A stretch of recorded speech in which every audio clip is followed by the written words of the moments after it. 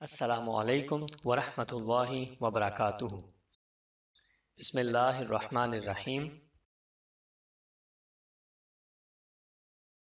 رسول اللہ صلی اللہ علیہ وآلہ وسلم نے فرمایا، اللہ پاک فرماتا ہے کہ انسان کا ہر نیک عمل خود اسی کے لیے ہے مگر روزہ کہ وہ خاص میرے لیے ہے اور میں ہی اس کا بدلہ دوں گا۔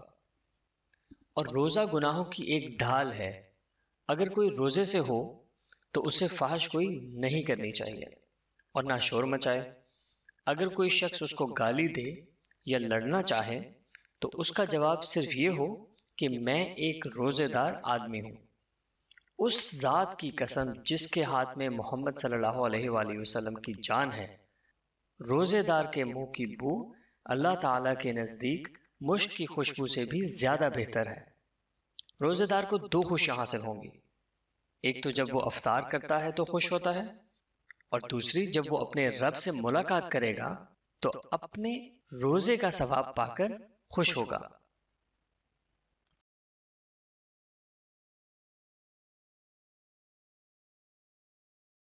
صحیح بخاری حدیث نمبر 1904۔